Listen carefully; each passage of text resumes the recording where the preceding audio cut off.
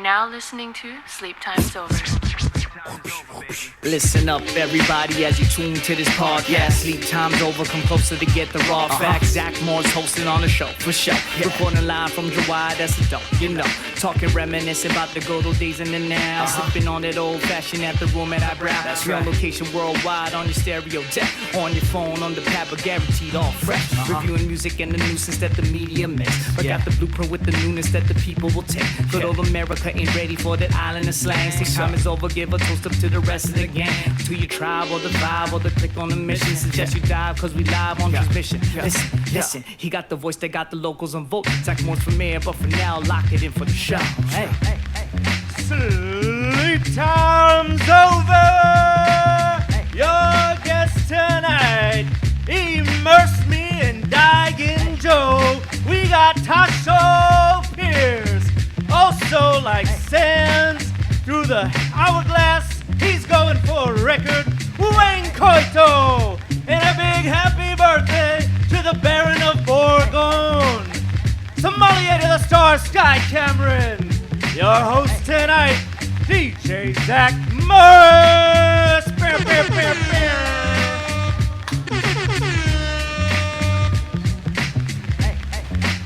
Welcome. Didn't get burned this time, Lord. Good, thank you. Yeah, no fire this and week. candles. Welcome to Sleep Time's Over. This is episode 135, Sky. Holy crap. And really? I am, yes, that's right. And I'm here along with my friend Sky Cameron, who is the birthday boy, as they call it. Just last weekend. Oh Sky my God. Cameron, and happy birthday. thank you for taking me out to dinner, man. That's right. Went really to nice of you. Senya. We went to the place Senya. that they call it. Yep. Yeah, shout out to Chef Chris Kajioka over there. Yes, friend of the show. We also have all our friends are here. To my right, we have the Paul Schaefer, the musical director of the show. DJ Freeze is here once again in the building. That's right. Give it up for Freeze. And of course, you know, this show needs sound. If we don't have sound, that's it. That's right. So shout out to our sound man, Ko, is in the building yet again. Right. Shout out to the Lord Flores, of course, the patriarch, if that's even a thing, of the Hi Brau Room, which we are established here. Our sponsor, Aloha Beer Company, Sakai Company, LMC Media.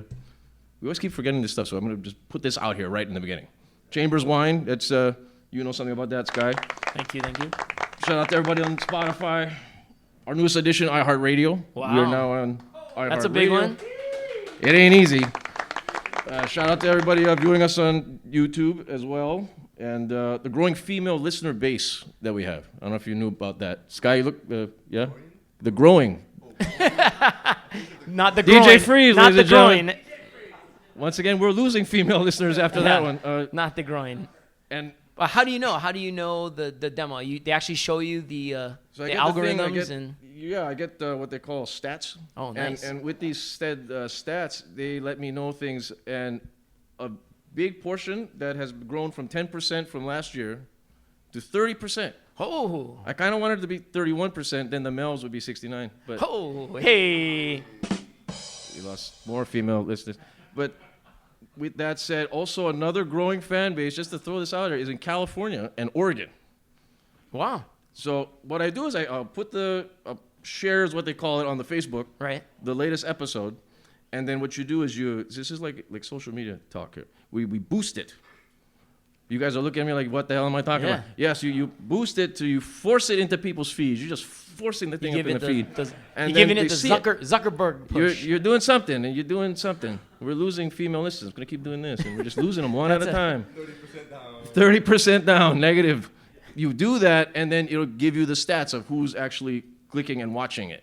Wow. And the majority, about 80% of this past, shout out Libby DeFreeze Appreciation Show last week, California and Oregon. Wow. Well, it makes sense. They got a lot of hippies. There you got plenty of Hollies, right? See, we know. Yeah, I got it. Yeah. Yes, the Hollies are, yeah. Hummus, you know. That was the vegans. that was the holliest episode we ever did. That was a potential train wreck, wasn't it? Shit. Jesus Christ. You know, I don't want to tell any tall tales out of school. We did like 20 minutes on veganism. Shit. That it worked out. Apparently, the people of California love it. I don't know where. I mean, wine country or something. Maybe out in the forest area. I don't know. My people. That exactly. And then shout out to everybody going back to school. Well, we got school in this week, right? We got people going in every week. You know, so Do you remember in school where you would have to buy a list of crap? You know, as a kid, Yeah, you they get give that a list. Yeah, right do they before the still school do year that starts. in 2019? They I get would composition book, Kleenex. I You would know imagine why? so. I don't Magic know. eraser. We're the Do they wrong have- guys to ask. We're the two guys with no I kids. don't go Like, figure. Yeah. Well, shout out to school in July. I think the Really? list exists. Yes. They still have that, and they're still buying shit. Still buying shit, man. Wow. Go figure. Where they go now? They go to. Yeah, where do they go for this stuff? Hopaco. That's dating me, huh? Hopaco or Hopeco? Shout out Hopaco, Ho- Hopeco. God. And then what? Scotch. Forget it. What's the other Composition What's the books other stationary place in Kaka'ako? There is a stationary What's place. the- It's Fisher, Hawaii. Fisher, Yes. Hawaii. Yes. Shout out Fisher, Hawaii for paper. Yeah. I guess so. That Ballpoint that pens. big depressing warehouse full of Right. staplers. Yeah, who the and- hell wants to work over there? You look at Marsh pens all day. I think it's guys that got rejected from the library. Wow, that says something about your life, doesn't it? All right. With that outstanding, what did you do for this weekend? What has happened? What's going on? I turned 43. Old. Wow, old. revealing your age on the show. Woo! Well, No you one know, does that. No I one ain't does doing that that. shit. Yeah. Okay. I'm embracing my age, man. Hey, all right. Class of '94, man. Wow. 94, golden era of hip hop. 94, Yup. great Bought year. Illmatic. Cut out of school. Wow, to be buy Illmatic. grad in the year of Illmatic. Go figure. That's out. right. What a lucky gent you are. That's right. That's right. So- And so I celebrated multiple dinners. I got to go out with you. I mentioned that earlier. So thank Hey, you all right. again. Hey, shout out going out with me. Yeah. All right. It was great. And then shout out to, we said, Chris Kajioka, who literally got off an airplane from San Fran, drove to the restaurant, Okay, and then made us truffle rice. hold on a second. Now, you seriously telling me, how did this go down? Like he's literally he got off the So plane. he got off the plane. And what's he doing? He just drove to the restaurant and just check on things. And then Right. remember at the beginning Check we on sat down things. for dinner. We sat down for dinner. And we were Right. like, "Yeah, Chris is gonna make us the truffle rice." And they were like, "He's not here. We don't know nothing about it." Right. So he literally came back and then he made the rice for us. Okay, so the revert history on this of what the truffle rice situation is. Now this it's was not Chris, on the menu. Chris Kajioka was on an episode back in January on this show, and he has the short rib wagyu Yep. that's on the menu, and I told him, it's straight up like, can you get rice or what? And he looks all confused. Well, Senia doesn't have rice. He doesn't talk like that, but yeah. So I threw that out there, and he said, yeah, I can. And he gets the rice from Pig and the Lady, Right. supposedly. Supposedly. He gets the rice from Pig and the Lady, brings it over, and then he can get rice off the menu item. So we fast forward to now, your birthday dinner.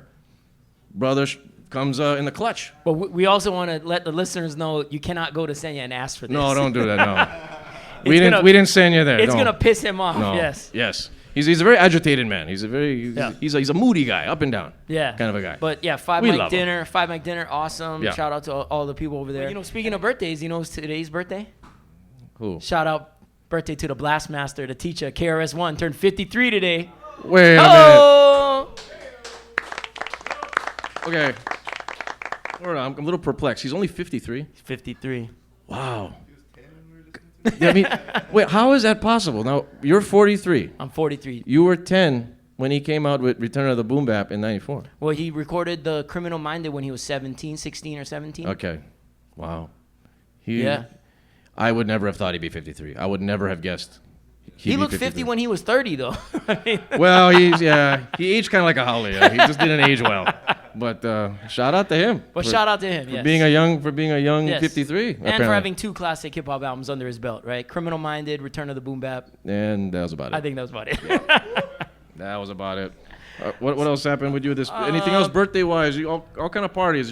Just all kind of parties. Just Designate this as your birthday month. You it was don't call the we gals. just, They do we that. just They did go- we just did a birthday weekend, and then we just did a hot sauce party at my sister's place. What does that mean? So basically, there's a show on YouTube, millions of people watch. It's called Hot Ones. You heard of this?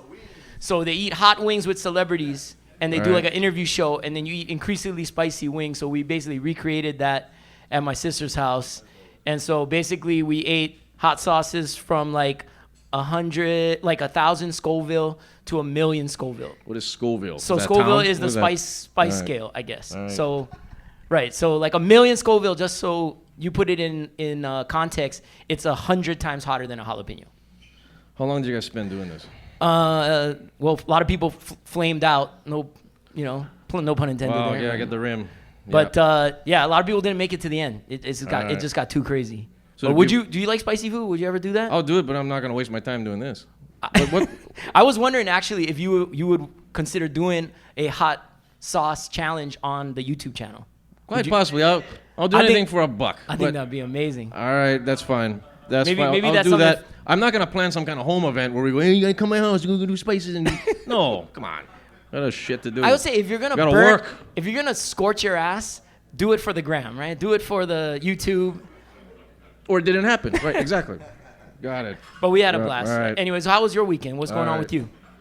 Well, not as flamboyant as yours, I guess, if using that word. Well, I was at dinner with yourself Yes. on Saturday, but then on Sunday, you know, I have a thing is what they call some leisurely time, as they call it, and I decided to put on a show that it's from a gentleman who's he's kind of trending right now. He's kind of on fire right now. No pun intended to your shit.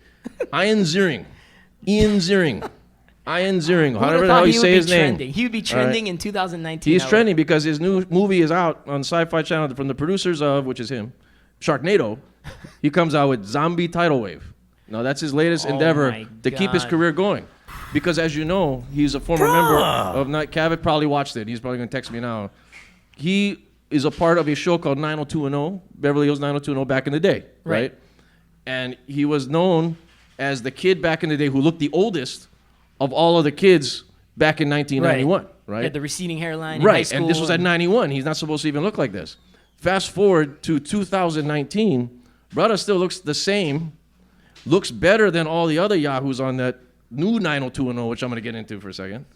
Looks way better, and he's working. He's got he's at Sharknado like 9 at this point. You got this Zombie Tidal Wave, which is total trash. Don't watch it. So It was I don't really bad. understand what the hell is a zombie tidal wave. So they're in the ocean. All right, so good question. So there is a crack in the sea. Of course, there's always going to be cracks. And then in the crack, there's some chemical that comes out of the sea. There happens to be some dead bodies that just happen to be floating around in the sea. They're in like Taiwan or Vietnam or something. I don't know, Bangkok. And then they're there. The zombies are floating around. You know, going to be Asian zombies, right? They got to cast, a lot of Asians. And then they put the blue chemical all over the place, and it gets them all to awaken. They're all zombies in the sea. And then for some reason, the tidal wave erupts from the crack chemical, all that zombie tidal wave. So they're flying out like dolphins and stuff? They're coming. It's like Sharknado, but it's like a big wave. They're coming in and just attacking Taiwan, attacking Singapore. You know, all the crazy rich Asians all getting taken down from the zombies. And then Ian Ziering is a fisherman. This sounds awful. And it's really bad, and it's really like shit bombing. And Ian Ziering is a producer of this. He's still making money. He's got that 90210, that new one. Did you see this? They No, rebooted 90210. You actually texted me Right. to have me to watch Okay, this. This is the most fucking bizarre show I've ever. Bizarre. Yeah, because okay? it's like meta. They're right? playing themselves. Yeah, they're in playing this. their So let me get real this- selves. Let me break this down to you. So 90210 is about the real actors So Jason Priestley going plays into Jason all the same Priestley. fuckers. Yes, Right. they go in there and then they're going to a Vegas reunion, and the Vegas reunion for 902 show 90210, and they're all like they got divorce problems. They're all everybody's cheating on everybody. Husband's cheating on everybody. The wife's a cheat. Everybody's cheating. Tori Spelling's broke, and they go to this convention and they crack up. Tori Spelling goes nuts. She gets drunk and she steals a dress. They get arrested. They go to jail. Tori Spelling got to pay a fine. Tori Spelling broke. She can't pay the fine, so she tells Jenny Garth, "Hey, why don't we go to Fox and reboot 90210?" And Jenny Garth says, "Okay, screw it." So the show is And that's about the them show. trying to start The the show? show, yes. What the shit? Can you follow? It's fucking stupid.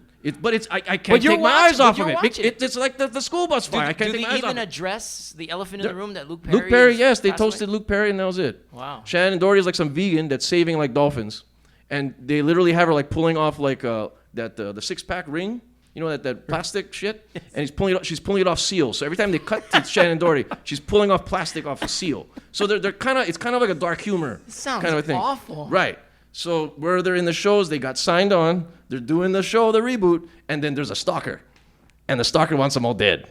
And that's the end of episode 2. So I got you guys all caught up. You don't even need to watch the fucking Wow, thing. spoilers. So, because none of you guys are gonna go watch this after I told you. So you go whenever the hell they show this thing. You know, it's all on demand. So every week, are you going to give 90210 recaps then? I just might. Because I'm probably the only motherfucker watching this thing. And it's a fascinating to see where this is gonna go. Yeah. Because it's them playing themselves, making a show that's not about themselves, but about the show they were on.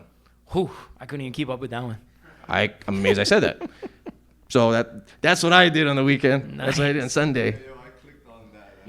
3 minutes in, I clicked out. Oh wow. Freeze tried it, but he said couldn't do it. You didn't try it? Not gonna be able to do it. Just smoke a little bit, and then you go try them, and you'll be all right. Nothing I could smoke to make Just smoke a little bit.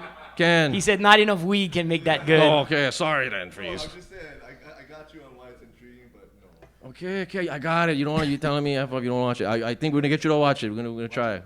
We will have party. We have hot sauce party, and then watch episode 3. All right.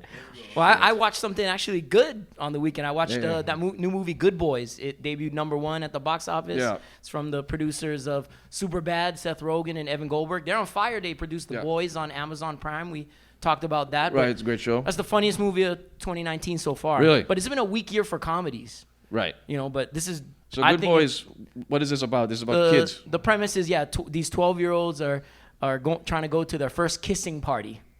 And so they have this whole plan to, learn how to kiss.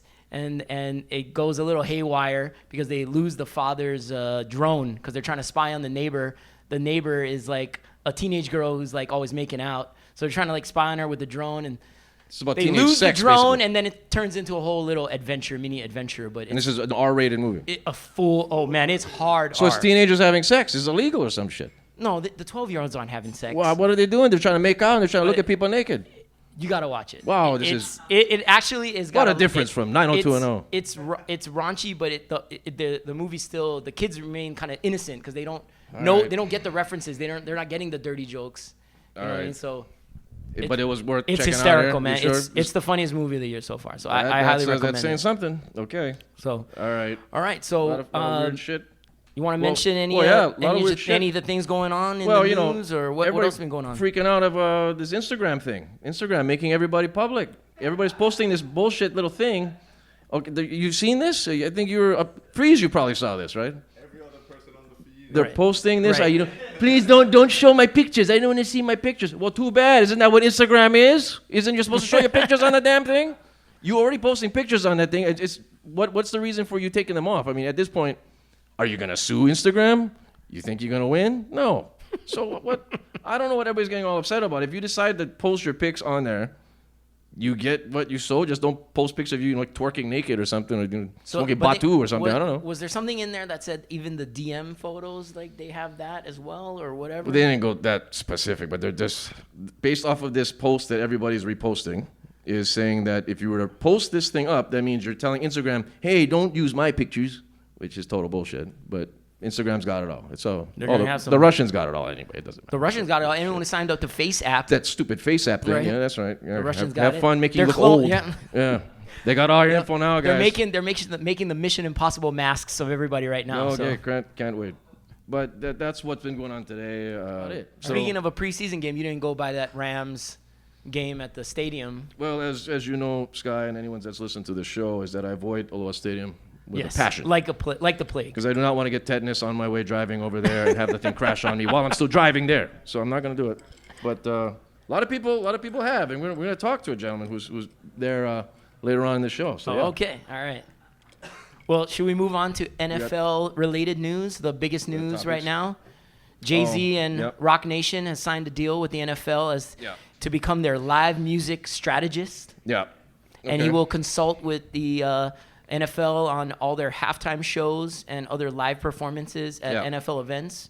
And he'll also be involved in NFL's social justice campaign and their Inspire Change initiative. Right. So what's your thoughts on this, man? Okay. Let's start with Colin Kaepernick, all right? Because this is what it's all stemmed from. Right.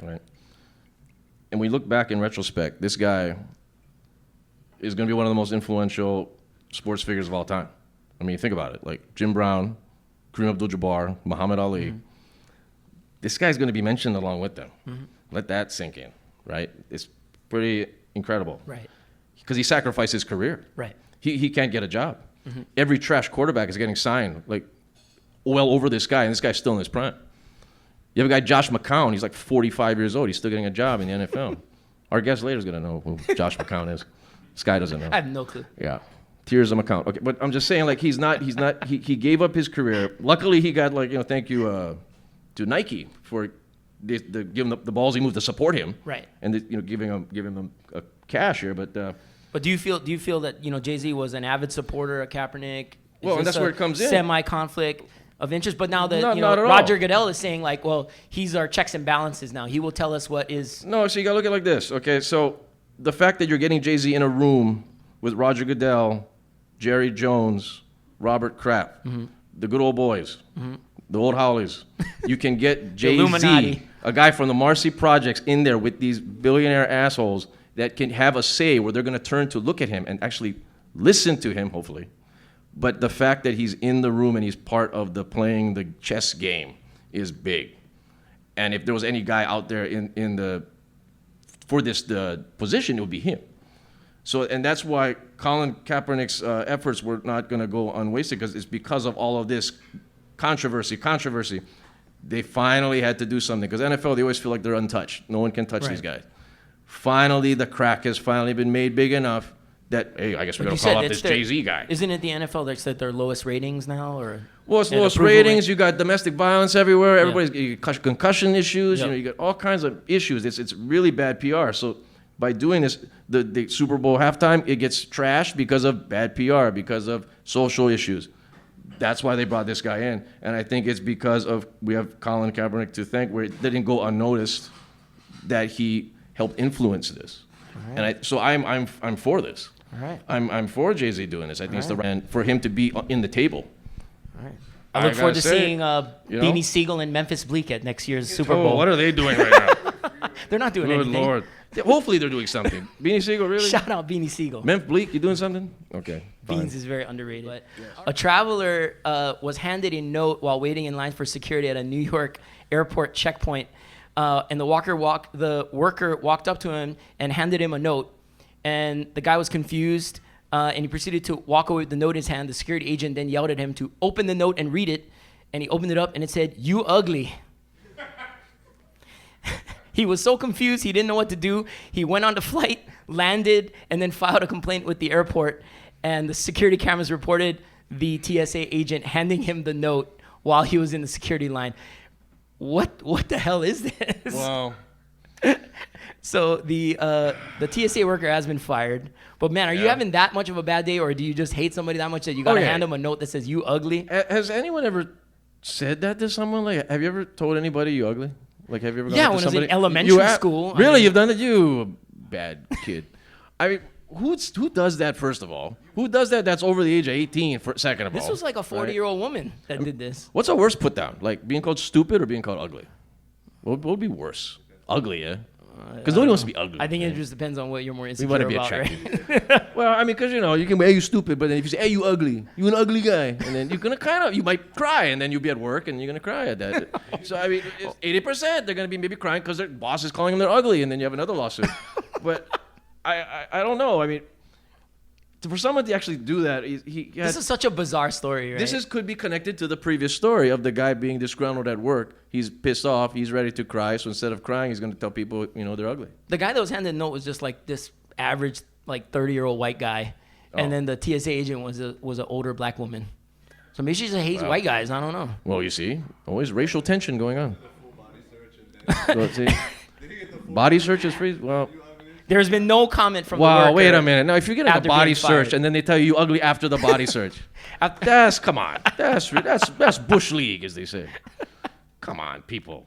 Really? Okay. Well, I would say being ugly is a bad thing. I just don't call anybody ugly. That's not, How would you like to get that, like, hand a note before you go on an airplane? That'd be depressing. I would be very sad. I would be very depressed. From some regular 30-year-old guy, too. And she yelled at him to read it. Right. That's very depressing. Are we going to end the segment on No, we're gonna end on a positive notes. We're gonna give some shout outs to our friends of the shows. There was the Made in Hawaii Festival. Oh yeah, shout out Cavett. So shout out Cavett. He released his Liberty House inspired design. Finally, that fool released that. By round of applause, who in this room remembers what Liberty House is? Do you guys remember what Liberty House is? Liberty House fans. All right. Hey, all right. Oh no, we got a former employee. Oh, hopefully you weren't there when I shoplifted there. So yeah. Oh, sorry. You really shoplifted there? Shout out Justin Park, and I shoplifted there. Yeah. Shoplifted in the men's department. Well, had the Nautica Tommy Hilfiger. So what were you go down stealing? the escalator.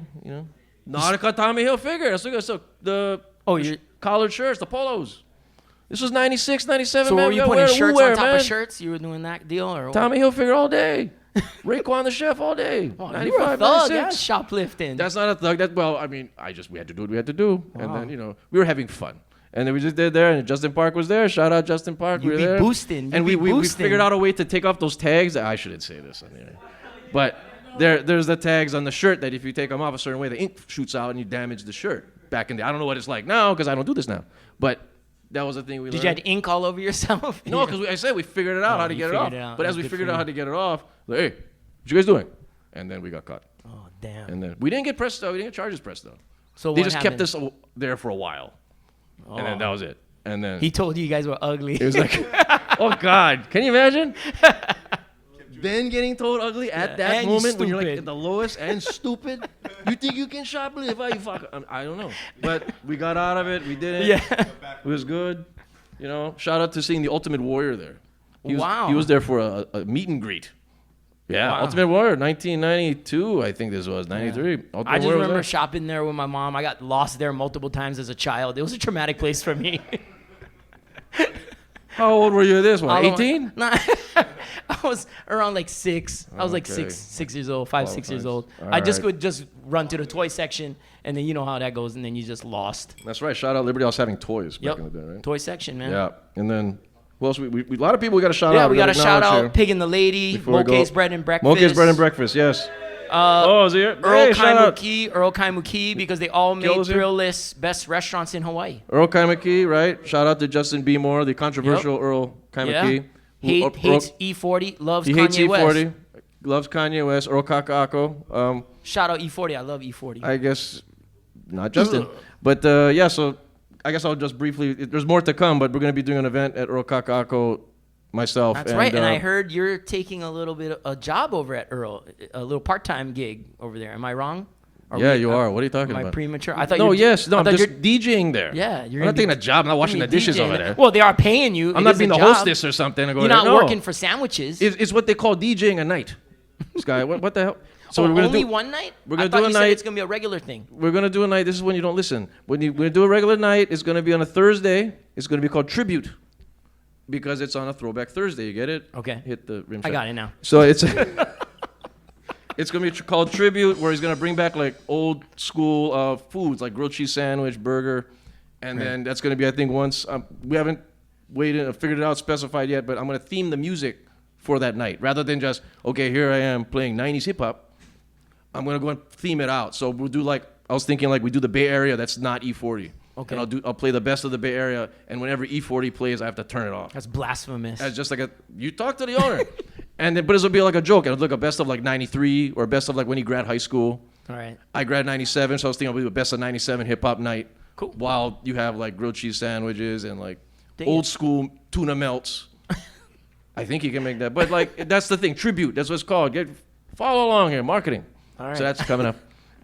September. Got it, Hey, got it. thanks for the clapping, Right on, man. please. Thank you. Thanks. That sounds awesome. And then one last shout out to Purvey Donuts. Yes. For being Business Insider's best donuts in Hawaii, and they were listed on the best donuts in the country list. Really? Wow. Shout out to that, huh? Yeah. So Good stuff. Shout out Purvey, So guests shout of the out- show, friends of the show. good guys. Yeah. Good stuff. So, And that's pretty much it for topics. That's Unless you it got for any other violent rants you want to go on. no, nothing on the violence You side. want to talk but, about episode 2 of 90210, or you good? Well, I just did talk about it. Oh, I thought you talk about episode 1. No, I gave the full episode 1, episode 2 recap here. Jesus. See what happens when you turn old? This is what happens. Yeah. See, you lose it. I gotta Turn take. 43, you just lose it. Why didn't you buy me some ginkgo biloba, man? Oh, shit. That shit doesn't work. We got to get to it. We got great guests on this week, man. We got Tassho Pearce is here. We've been trying to get this guy on, man. Akira 8, Hoomanakas, down the line, Immersion. We have all kind of stories to talk about. And then we're going to finally get to talk sports. No offense, guy. Yeah. Wayne Coito is here. We're going to talk about sports. UH football, the Angels of Anaheim. Turn on the I-5. Okay, so let's take a break here. Sleep time's over. We back. Woo! Yo, Special K from the Awesome 2 representative cause for the Blast Master.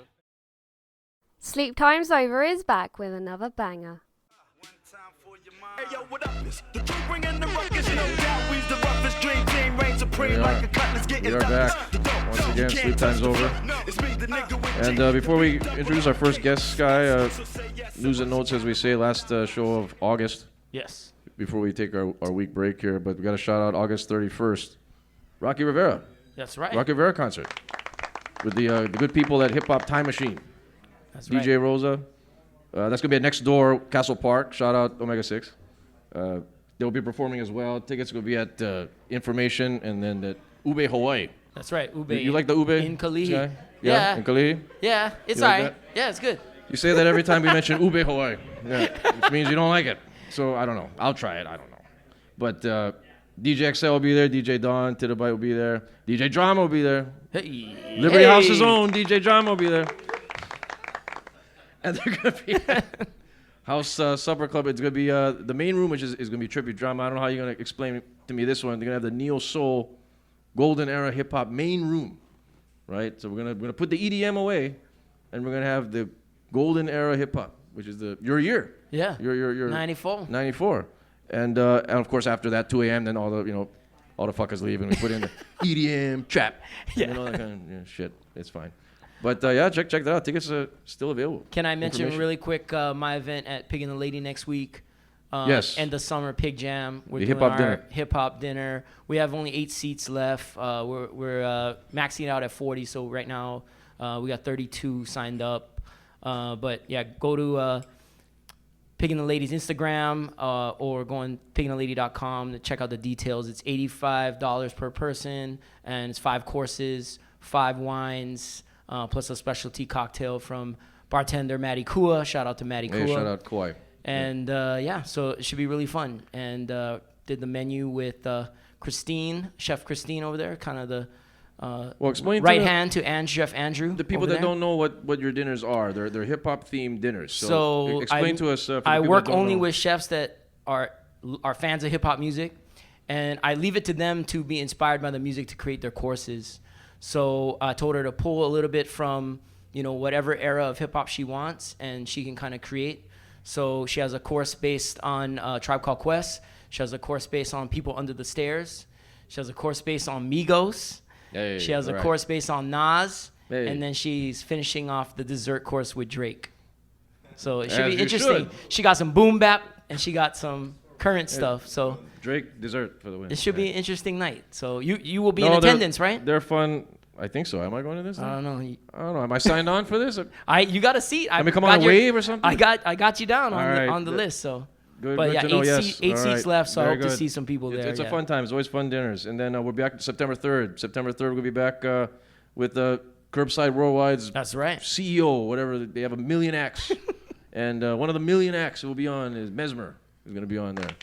Ironically named after a character on The Boys TV show. That's right. People follow that. No spoiler. And then September 10th, Tiffany will be back on as That's well. right, Tiffany. Tiffany will be back on. Back for from the Hamptons. Back from the Hamptons. Go figure. Asians in the Hamptons. And then we got September 10th will be Marian Ito. Yes, right there. That'll be fun. Finally get our first singer on the show. That's right. never happened. But with that said, our first guest here is I can't really put it any other way, but just a Hawaii hip hop legend. Yeah. He is a guy that I followed his career since, once again, 94, 93, 94. That's the year of this show. And he's been in the game for us a long time. And he's evolved throughout the years. And it's going to be so great to talk story with this guy. Let's welcome Tassho Pearce to the show.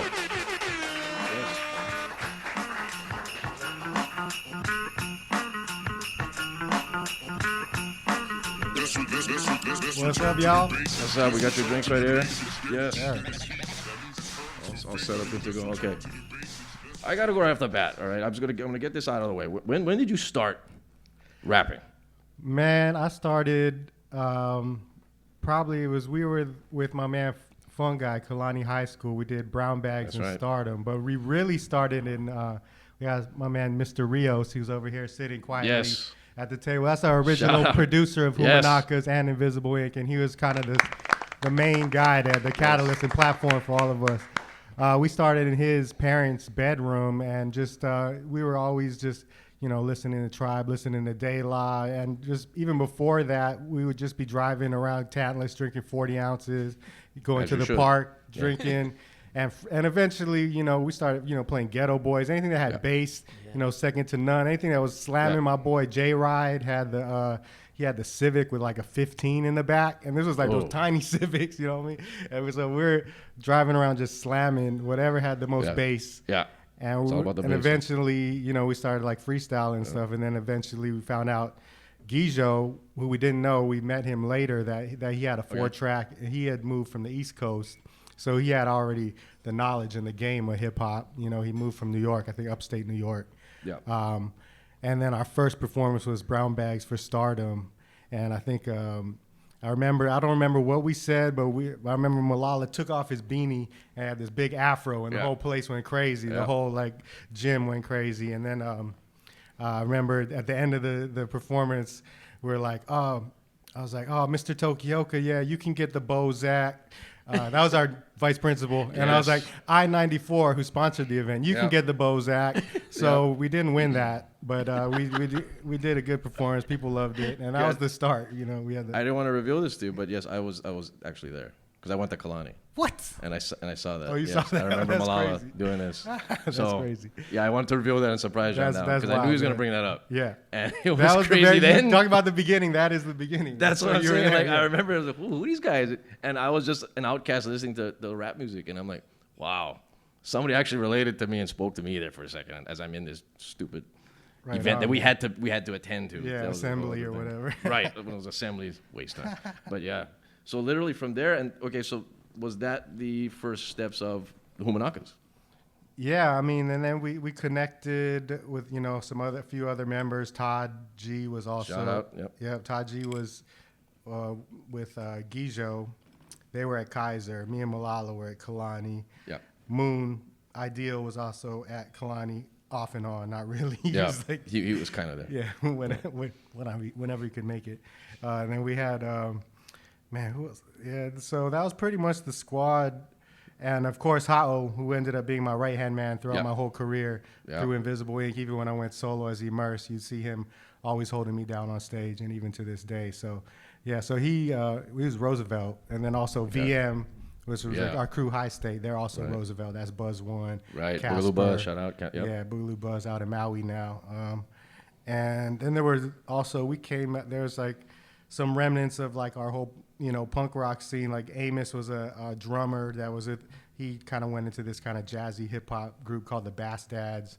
We had Ray in there, and actually a good homie by the name of Marty Kenny, who passed away last year. He was also in the Bass Dads. He's a really talented artist, and I kind of want to try to bring some of his art to light now that, you know, he's a really talented guy, and it's just sad to see him go. He's very like we experimented a lot with a lot of different hallucinogens and stuff, and we just did that for a little while, but he kind of kept on going for a long time, so he was always in that trippy mind frame. And I guess what had happened is he went off on a spirit quest in Utah somewhere, and I don't know if he was on or anything or what, but he was just like very spiritual person, and he kind of maybe got lost or something, and then they've had the search party. And so rest in peace, Marty Kenny. He's definitely a part of the High State family. Wow, rest in peace. When was this? This was just probably within the last year, man. Wow. So yeah, so it's still kind of fresh. Wow. Like, it's kind of crazy when you know somebody from your crew is transcends to the next. So yeah. Wow. And from there, if we kind of chronicle everything, the next thing that I remember, all of you guys, was on KTUH. Oh man! And there was Soul 69. There was a show before that. I think it was called the Compton Show. Oh, okay. Do you remember this? It was before. I remember this because it was the first time I heard swearing on the radio, and I didn't know what was going on. Mm-hmm. Like they played like Tons of Guns, Gangstar, and I'm like, why are they swearing on the radio? Because I was told never that they don't swear on the radio, and I was always listening to this stuff, and it was called that, and then they brought you guys on periodically. Soul 69 was the major one. Right. I think that was like on a Thursday or a Wednesday. Who was the DJ on that one? Do you remember? Oh gosh, I just remember the DJs mostly. Like I know. Well, there's Mr. E. Yeah. Right. Mr. E. Itaru. So I think maybe they started as the Compton Show and they switched it to Soul 69, which is much better Yeah, that was our first chance to get on the radio, and that was like, as an artist, that's like the biggest rush you can get, hearing your music on the radio or getting on the radio. Especially back then, we were just in the clubs and just trying to turn up and get our name out and like freestyling and battling and whatever we could do. We're just kind of new to hip hop and just trying to experience it all. And that was one of the big breakthroughs for us is going on there. And then we realized, oh wow, it's not just us. There's actually a lot of other hungry MCs that are trying to like get on this mic, and you really got to come correct if you want any kind of airtime. Like there's guys like The Abyss. Oh, who were, they were shout out The Abyss, man. They were kind of our mortal enemies at the time. Oh, yeah. But after the years passed, you're like, man, I kind of miss those guys. They were actually pretty tight. Because they're a different the flavor all to themselves. Yeah, they're real East. They're kind of like our Wu-Tang. A lot of them came from like I know, rest in peace. I know not Master Fu, but Black Mist. He I think car crash. He had passed away recently, but rest in peace. He was nasty. There's Master Fu was nasty. They had some really dope MCs, but at the time we had heard like rumors of him, like them saying stuff like, "Oh man, we killed the Hoomanakas," and then we're like, "Of course, we're not having that." Like, who killed who? What? And then so we're, went to call them out or whatever. And I remember there's multiple times we had like full on crew battles, and I remember there was one time at the Lauryn Hill concert. And this is like we're just starting to rap. I don't even know. Maybe we had one show at that point. Our first opening show was Booyah Tribe and Farside at UH. That's right. That was like our first show. That's right. And it was like shortly after that, and it was the Fugees were in town. I was going to ask you that, okay. We were planning on going to see the Fugees, but we ended up in the parking lot, and then we ran into the Abyss, and we're like, oh, I heard you said you killed the Hoomanakas. And then they're like, oh, yeah, we did. We killed the Hoomanakas. Like, what? We'll battle right now. And then so everybody's like paired up, like in this parking lot. Everybody's like battling each other. And then I remember there's one of the guys in their crew that wasn't like really rapping, but I think Casper was rapping at him, but he wasn't a rapper. And then at one point he like pulled out this he had a paper bag with a strap, and he's like, yo, Casper, you're acting a little bit grave. And then like we're like, okay, let's get out of here. And that was the end of that battle. So I don't know who really won, but we left after that. No winners, no losers there. Wow. So, but that was just the beginning of our feud, It's like that just fueled the fire, and then eventually we had an actual real battle at KTUH where all of them battle all of us. Which I was going to mention next, and that was one I remember very much so. Yeah, and that was wild. I think Size still has like the tape of that. I think so. Yeah, shout out Size One. I tell you, we'll get to more of him. Yeah. I always would remember, like me as a listener. You guys would come on, and of course they'd always mention Cafe Valentino's. Everything's Cafe Valentino's. You got to go there. Everybody's there. And would you guys perform there? Because I would go in there, but I would sneak in there because I was underage. But man, I don't know if we ever were actually on the bill to perform there. Okay, But we were always there. You guys were there, right? Yeah, we were always on the mic. It was just the guys there. We like anytime they were kind of just very open with their use of their microphones. So anybody that could grab it, and we definitely took full advantage of that. So, and I remember, that was the scene right there. A lot of us sharpened our skills there, and.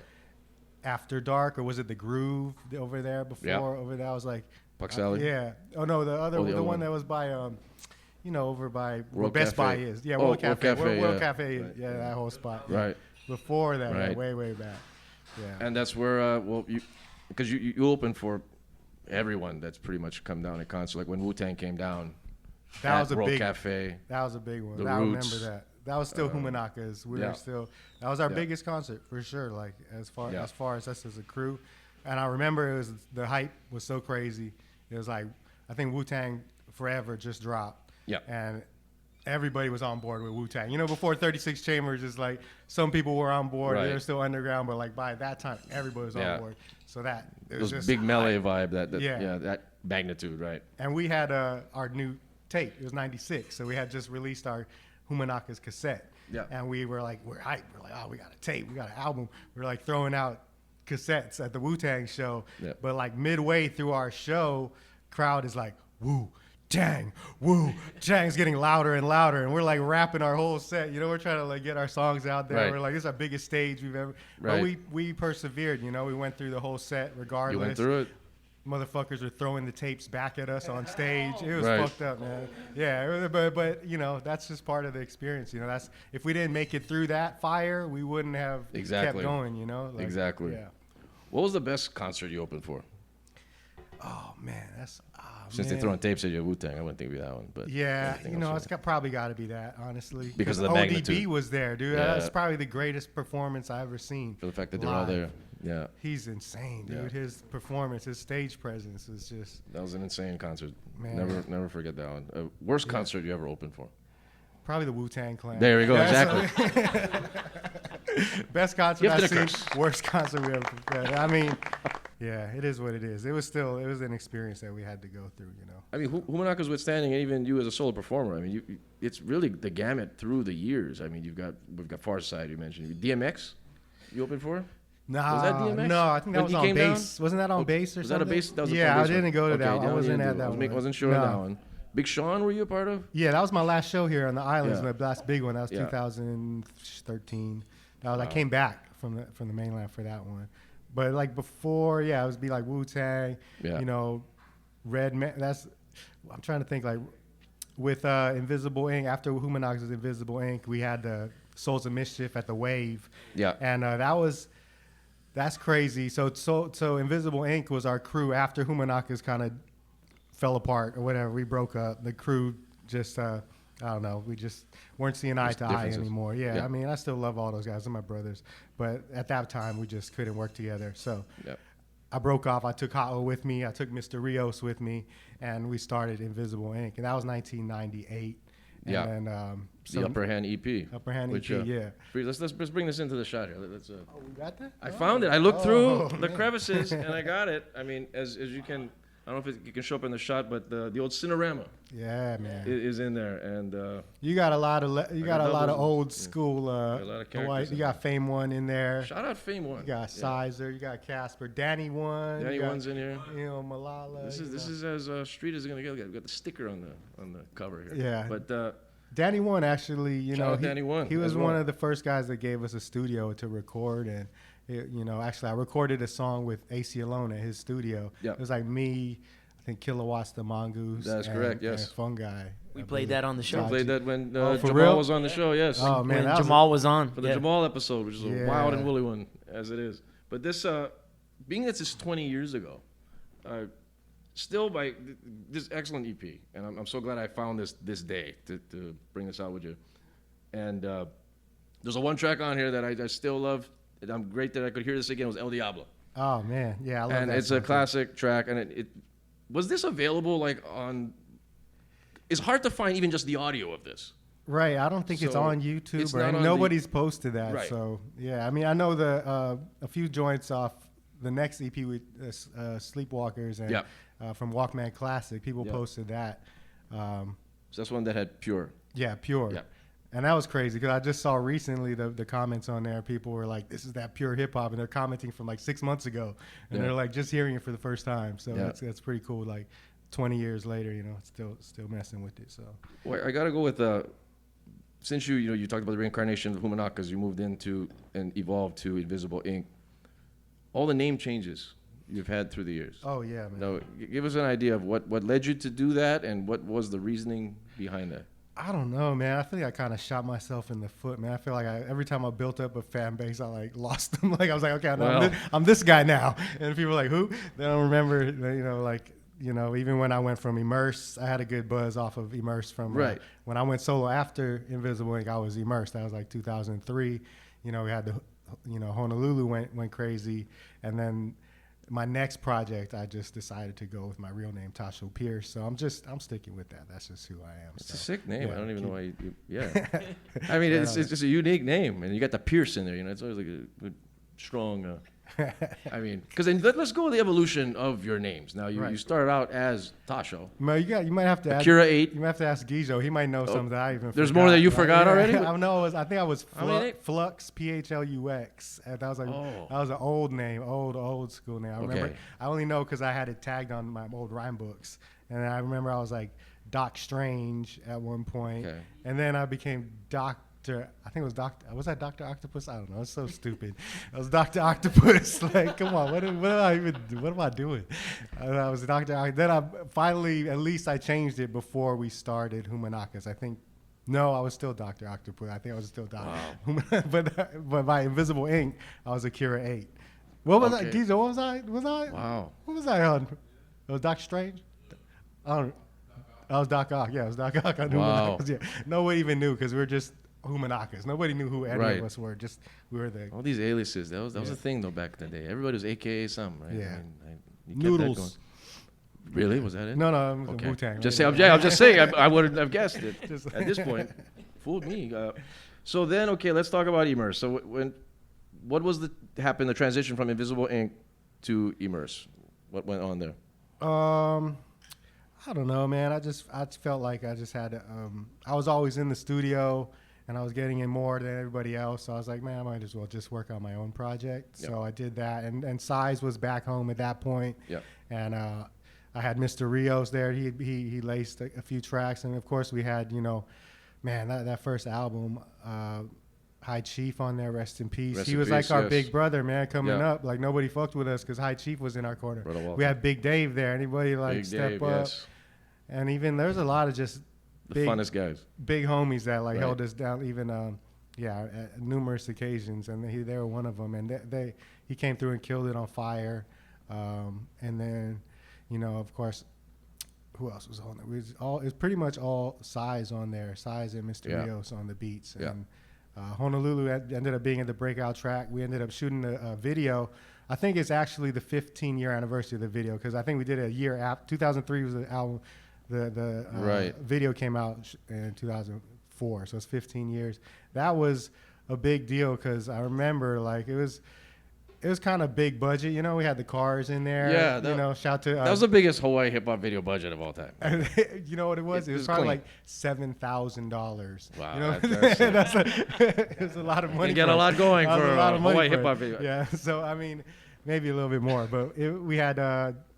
Shout to brother Dave, Revolution. He had the car, so of course I'm like rapping in front of the Revolution Motorsports sign in the video because you took it there. You really went all angles to really push that out there. And the crazy part, one of the things I really remember from that video was we had a helicopter, and that was the big fucking deal. We had a helicopter with an aerial shot of me on top of Diamond Head, putting the H up like this. That's right. And then the crazy part about that is like we were running behind schedule. We hit traffic. I was driving to Diamond Head, and we had enough money to rent the helicopter for 1 hour, and it was like 45 minutes at that point. And the helicopter was like coming back around, and I ran up Diamond Head like full speed.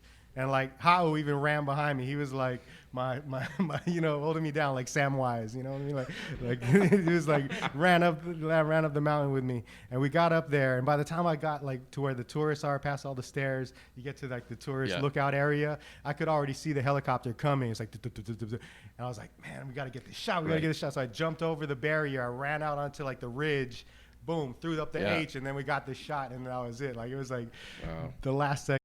Otherwise, we would have had to pay. We would have went over budget, and we probably wouldn't have. Was that the entire $7,000 budget? This helicopter, pretty much the helicopter. 6,000 of the 7,000. Jesus. Yeah. So, Flip the Bird Entertainment did that spawned from the Immerse. Yeah, that was that was the record label that I released the music under from the release party at the Wave. That was the first time I put out some merch. So that was our, it was originally just a merch brand for the label.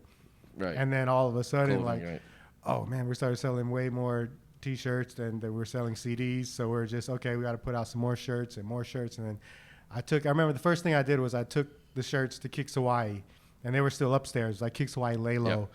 And I talked, that's the first time I met Ian, super cool legend, streetwear scene out here. So he told me, first thing he's like, okay, yeah, this is cool, but you got to have your own tags. So I still had like the Hanes blanks tags on there. So, okay, figure that out. Went and got some tags, got them put on there, put it in there, started doing really well.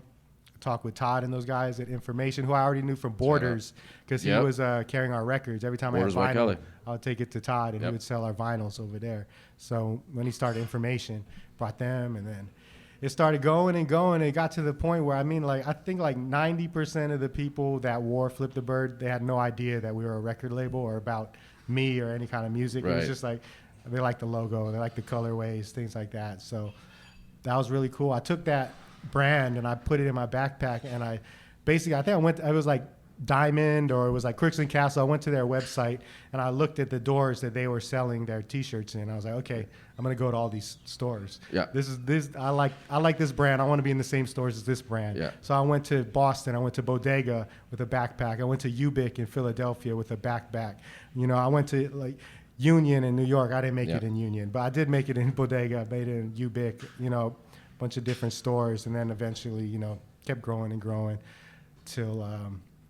Our biggest point before we came crumbling down. This is kind of, you notice there's a trend here. Everything kind of eventually comes crumbling down. Like all this, I build it up, crumbling down. There's something. But yeah. So but yeah. So anyways, we were in like 130 stores with foot action, and that was like our biggest point. And then we were doing you know, the agenda and the trade shows, and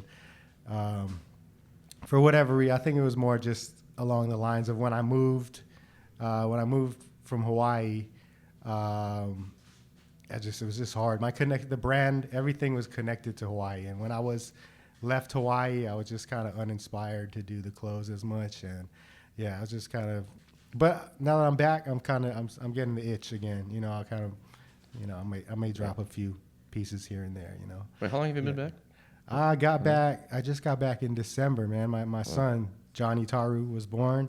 He was born in December, a year. So he's 1.5 now. So we moved back when he was a year old. Yeah. Okay.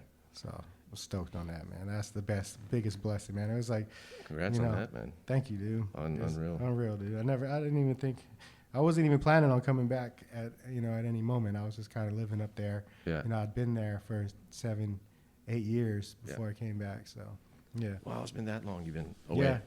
Wow. Yeah, crazy, right? And well, before your return, there was a lot of albums in between through the mid 2000s, going into the 2010s. Collabed with Evidence. Yeah, man. The man. collaboration album with Evidence. Shout expansion team, Rocka, man. Yeah. Babu, you know, the first guys that gave me kind of a little bit co-signers, beat Junkies. We had Rhapmatic on the Rhyme and Punishment. Yeah. I did 2 tracks, and then when it came time for the next project, I had Evidence on there, Rock on there. Babu actually produced like 4 tracks on the opening act, so it was kind of almost like that project was like kind of like a expansion team co-produced, kind of like when Ice Cube first came out, he had what's the Public Enemy, Lynch Mob, Public Squad. Yeah, Bomb Squad produced Ice Cube right when he first came out. So it was like that was kind an of like expansion, right? Yeah, it was like so it was kind of like we had a already established crew, like kind of just helping us, guide us, right? To kind of like and then with that project, that was kind of the big single from that was Ev, and that was just such a blessing to have him. First of all, lace me with the beat, and then he came with a fire verse, So like. Man, I got love for those guys forever. And then Rocka, of course, took me on tour later on, way down the road when I was on his album, Crown of Thorns. So that's actually, that was the first thing I did after I left, was I jumped on with him to do that. Right, because the Immersion kind of led you to all of the more mainland acts, and you got it built. And, well, I mean, further led to working with Kid Cudi. Yeah, that was, Kid Cudi was actually, that's when they were here, that's when they were in Hawaii. Right. That's when Kanye. Was Kanye had the studio? Yeah. Was that the Twisted Fantasy album they were doing up here? Yeah, so I was, my connection with Kanye began when they came out for the Touch the Sky tour. I was the only opening act for that show at the Blaisdell. And that was probably the biggest show we had ever done, most likely, and we were just super hype. Of course, Ha'o had my back. Sives was there, Mr. Rios was there, and then I remember coming off the stage, we all had our Flip the Bird shirts. We had these animals with X's in the eyes. It was like big print, and then Kanye was kind of peeking through the curtains when we came off. He's like, "Oh man, I like those shirts," and I was like, "Oh man, dude, Kanye, man, you're a legend, dude. I have so much respect for you. I got some shirt. I was super nervous. I got some shirts." Well, of course. More nervous than I usually. Like usually, the crazy thing about how it was, the Flip the Bird took off and how we had like so many artists wearing it and building connections was like, you know, like we said, I was the opening act. But if I was just step into every like hip hop artist, like, yo, man, I got bars, man. You gotta listen to my raps, man. I'm tight. Listen to my CD right here. I would have no shot. I would have no feedback. They'd just like shut me down. Yeah. But I would always be like, hey, man, I got this clothing brand. I got a couple shirts here, man. I'd love to lace you with this. And then like I remember like people like Method Man, boom, he just takes his shirt off, puts the shirt on right there. RZA after the show, you know, like boom, he just throws the shirt on. Luckily, they're all sweaty after they perform. You give them a clean shirt, boom, it's like automatic. Strategy. And then so that's the same thing I did with Kanye. Is I gave him and this is something I never told anybody. I gave him the shirt. I gave him some hoodies, and then I had my CD. I had it was the Welcome to High State mixtape, and it's like, and I forgot to give it to him, and I was already outside, and my man Aaron's brother Bubbo was with me, and he had already gotten to like a little bump, something with Kanye's bodyguards, who got kicked out after we opened up, and I was like, man, I got to get the CD, and I went back, and I was like, I got to give this CD to Kanye, so I just opened up, and the security lady, I remember her, she was like, sorry, they said you can't go back there anymore, and I was like, man. And you were talking about crying earlier. I almost was on the verge, but I needed to get the CD to Kanye. I didn't cry, but I was like, she probably saw a little bit of like, oh man, this guy's about to cry. So she was like, she's like, you know what? I'll give it to him. And then I didn't know if he had it or not. Yeah. But then like a few months later, he's performing at Wango Tango, and he's rocking our 90s All-Stars t-shirt. It was like on MTV, and it was the biggest like cosign that we had as a brand. Yeah. And then they came back for 808s and Heartbreak. Okay? So this is probably like 2008, I want to say, maybe. 2008, 2009. Yeah. So they're back, and they're in the studio. I go out to the studio. I find out through somebody that they're there. I drive out to Hawaii Kai, got my box of shirts, knock on the door. Who comes to the door? Fucking Graves. Christian Mochizuki, legendary producer right now. So he that's how I met him. He was an engineer out there. It was Avex at the time. Yeah. He's like, oh, let me see what I can do, man. I don't know. You got some shirts, okay? And he takes them in. He's like, oh yeah, you can come in. So they let me back in. I go in there, give out shirts. I meet the whole crew. You know, he's out there with his whole crew recording 808s and Heartbreaks. I give them all shirts, and then it's like time to bounce. And then I was like, you know, just hanging around for a little bit. I was like, yo, you guys need anything while you're on the island? Just hit me up. You know, I'm going to help you guys out, whatever you need. And then I was like, oh, man, I forgot a couple shirts. This guy needed a medium. This guy needed a small. I was like, oh, man, I didn't bring any of those, but I can come back tomorrow and bring some more shirts. So, of course, boom, next day, come back. Turns out, like, I'm pretty much there most of that whole time they were there. I think they were there for about 6 weeks doing 808s and Heartbreaks. So I was almost there every day with them. And just being behind the scenes and seeing the direction that he was going to. Right. He just did Graduation, which is the biggest album in the world. He beat 50 Cent in sales. Yeah. And then he went totally, you know, his mother passed away. He was really emotional, and he came with this crazy album where he's singing. And, you know, like everybody around him is like, man, it's kind of nervous when an artist that established is going to make a whole new direction. But he's, you know, as we all know, the album was unreal. And super good, and we were all, you know, a part of that kind of. I was not really in the main room at that point. I was just on the couch in the lounge area. I wasn't really allowed to go into the actual studio, but I was just part of the crew, you know. I was like with them a lot of that time. I got to meet those guys, and then after Ye would dip out, then like Plain Pat, those guys, Jeff Basker, those guys, and Christian, of course, they would let me go in the main room, and we post up, and then. One day, Malik Youssef, who's my brother, man, my guy who gave me the most opportunities and somebody that I write with and to this day and big inspiration for me. He comes up and he says, yo, you rap, man?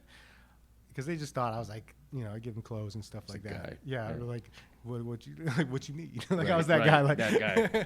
But anyways, so they were, you rap? I was like, yeah, man. And he's like, why don't you bust something for me right now? And I did this verse. This verse actually ended up on this new project. I just never used it, but it's on the new album coming out. And then he It's like, oh, that's dope, man. Why don't you come back? Tonight? I want you to record for my album. So I came back, so hyped. And this ended up being Fresh, Cool, Dope, Fly from his album, which had, you know, his debut had, you know, Common, had Adam Levine, Kanye. Yeah. Everybody was on his first album. I was on there with him. And Kanye had heard that. He's like, oh, what happened with Tassho? We did a verse or some shit? Like, so they listened to it after and they're like, oh, yeah, that's kind of dope. And then I got another kind of, this was actually, you know, I'm tripping. This was actually when they came back. This is Dark Twisted Fantasy at this point. I was still on the couch. I was still not allowed in the main room, but this was the breakthrough moment where they actually saw me as like, okay, he's kind of dope. So, and then I remember there's like, yeah, he came. I'd be sitting out there. I'd be writing too because everybody else is writing. I'm like, well, I'm going to write some rhymes too. Even if I'm not like, they're going to use it, but I'm like, I'm hearing the dopest beats in the world. Right. Like, I might as well get some inspiration off of it and, you know, who knows what it could be. Yeah. He's like, oh, you writing? Oh, yeah, why don't you come in? We're about to bounce some ideas. Kanye just said that to me. He's like, fuck yeah, dude. Go in the room, man. It ended up being, it ended up being on Rick Ross's album. It was Live Fast, Die Young.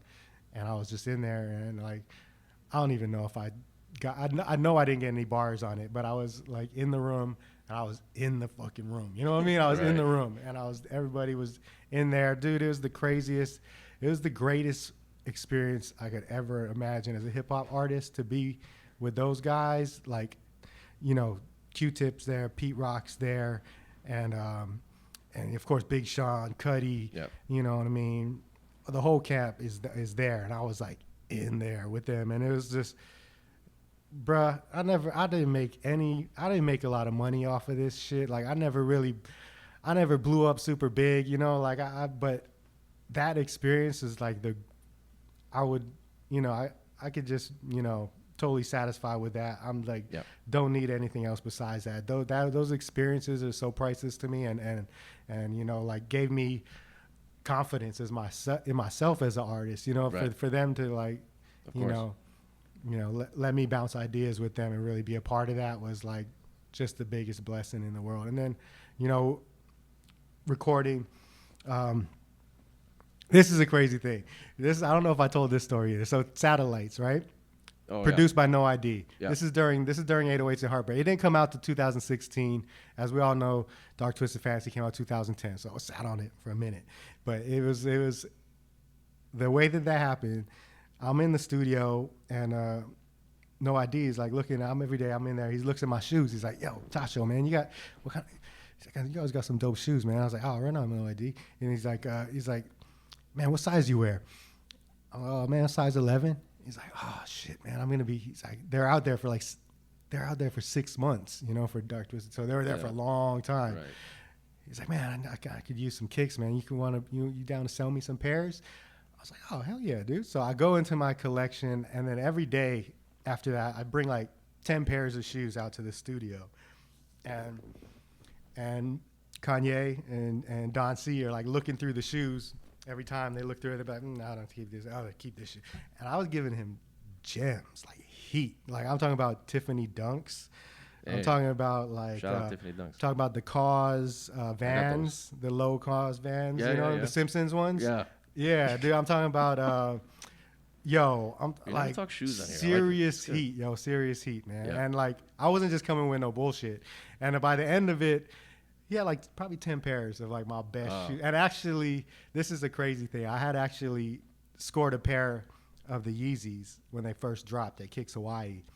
And I was just, dude, I love shoes. I'm a sneakerhead. But at the same time, I got a chance with No ID. I was like, man, I offered it to No ID. There you go. Wow. I offered it to No ID. And he probably already had a pair. You know what I mean? But I'm just giving him any opportunity I can. And then he's like, at the end of the day, he's like, "So how you want me to pay for this?" I was like, "Oh man, No ID, man, I'm a big fan of your album, man," because I knew No ID when he was a rapper. Like I didn't know him, but I had his tape, I was like, "Man, let me get a verse from you, No ID," and he's like, "No ID's like, oh man, no, I don't rap anymore, but I'll give you a beat." I was like, "Fuck yeah!" And he gives me the CD with 5 beats on it, and there you go. That song originally is called Higher.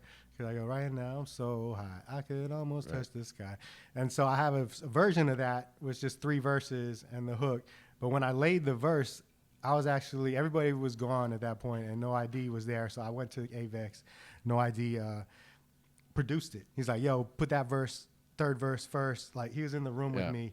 Christian was there. That's phenomenal. Yeah, so so I laid that. That was the first version of Satellites. This is before Cudi. Right. And then playing that song circulates. I've been even driving around, like, I'll be driving around with the crew. Even Kanye is driving in my RAV4. And when you hear that line, what you think I rap for, push the fucking RAV4, I was the one. I was driving everybody in my RAV4, dude. I was like, thanks a lot, Kanye, man. Thanks a lot for that. But yeah, that was my RAV4, dude, straight up. But we were actually driving in the RAV4, and Kanye would be singing that fucking song. Like, even in the studio, I'll be sitting there, and Kanye walk around the corner, I hear him like, right now I'm so high, I could. And he made me play that shit for L.A. Reid in the studio. Like, it was this close to, like, I don't know if he wanted to use it or what the deal was, but it ended up just being my song. And then at the end of the day, I was like, I got Cudi to jump on it. Cudi came, and that was it. You know, once I got Cudi on there, I was like, man, I'm gone. You know what I mean? I got Cudi on. This is crazy.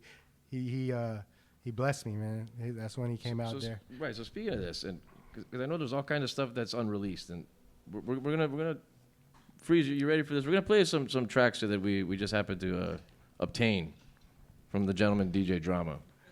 Oh shit! And we're gonna just we're gonna play a couple snippets of them, and we're gonna see if you remember some of these tracks. So we'll play a couple here. Freeze. What we got? Oh man. Yes. Look out slow. Mush mouth. Yeah, man. What's the year on this one? It's that Aloha Friday. Shaka back. Yeah, man. This is we were dropping the song after when Dark Twisted Fantasy, they had Good Fridays, and they were dropping a song every week. So I kind of took the inspiration off that, did Aloha Fridays, and every week dropped a song for about 13 weeks. We were dropping it on Two Dope Boys, a big platform at the time, and it was a cool opportunity to put some of the younger homies on. Not Mush was already pretty much established, but even some of the young. This is when Qualified was first starting. I put him on a track with Copyright. Of course, I had to get the young homie Pre. Man, Pre was shout out Pre. Yeah, we did all these songs every week, and it was that was a really dope time because we were just all in the studio creating. We had to knock out a song in a week, and even mostly in a day. It was like you had to get the song done in a day, pretty much. Crazy. Freeze. What else we got? What surprises you? Oh man, is that Chemo James? Oh, my brother, man. I love Chemo James, Shout out man. Chemo James. Yo, when I moved to Vegas, Chemo was there for me, man. Like a real homie, man. Like, he held me down, dude. Like, when I was out there, I was like, the reason we moved to Vegas is like, we wanted to get a house. We couldn't afford shit here. So when I moved there, I needed to get a job, basically. I didn't have no records of being employed for like 10 years. I was like, wow, that's true, I had my Flip the Bird. Artist. I had my Flip the Bird, but I never paid myself, dude. All the money just went right back into it. So it's like, this guy's not going to be able to qualify for shit. So he was working at Y3 at the time. I came in there, and I had experience like hustling. Whatever I needed to sell, I could sell from, just being out here. Yeah. So he gave me a position as a salesperson at Y3 in Caesars. I was like, okay, man, I just needed something. As soon as I touched down, I need a job. I need to get on paper. I need to be able so I can qualify. My plan was in 2 years to get a house, so I needed to start somewhere. So that's what I did. And I worked with him, at Caesars, top sales every month. You know what I mean? Like, sorry. Hey, man, that's easy, though, man. If you're selling stuff on the streets and you go into an environment like that, it's like they're not used to this type of hunger. They don't know that hustle. Yeah. Well, let's fast forward to now. Let's go look at you have a new project. Man, can I play something from that? Do we have something from this? I got something that I would like to premiere. Can I premiere it right now? Are you going to perform this too? Or no? Or we're just going to play this? We got let's do this for the break here. Okay. Or do we have the... Why don't we take a break first, and then we'll just go... We'll play it before you perform. Okay. So we can get that set up. Yeah, man. Let's get that going on. I want to preview something for let's go here tonight. Yeah, why don't we take a break here, and then we'll set up, because you're going to be performing live, and you're going to be, I guess, previewing this. We didn't know this was going to happen. From new album, what's the name of the new album? It's H.I. Story. Nice. Yeah. Okay, but then we're also going to go with the legendary Honolulu to see that live. Of course, man. You ready for that? Whatever you need, brother. I mean, El Diablo if you can, but you can't. Man. Sorry, we can just play it in the You background. don't want me to rap over the but lyrics, it's man. such a hot jam. All right, let's take a break. Tassho Pearce, ladies and gentlemen, good times. Let's take a break. Sleep time's over. Yeah.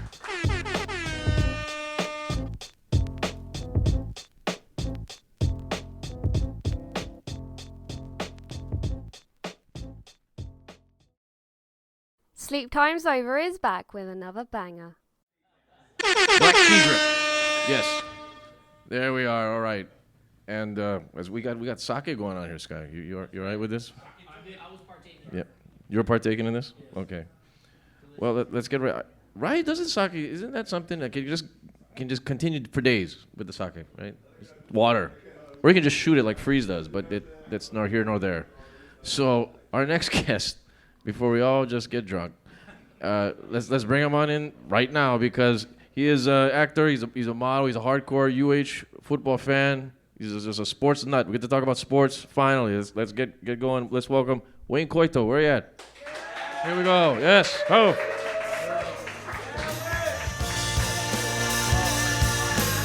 Double fisted is what they say. Okay. Yeah. And how's that intro? This is the first non-rap intro we've had on the show. So you make that stat, Wayne. I mean, I got to do it for you. You said okay, you're an thank you. guy. There you go. Yeah, he dedicated that one to you. That Angels was, fan. yes. That's during the opening before the game starts, right? They play that video before we lose like 8-0. Or we have like a 5-0 lead and we blow it in the ninth with the shit relief pitching. Okay, but fresh off of the Rams Cowboys game, right? You were there? Oh, I went too far or too close. I don't want to be Get a little closer. Okay, just get closer to the mic. So you got Okay. things dropping around. Sure. Yeah, so how was the preseason game? Actually, I'm experience? not a fan of preseason at all, but No one should be.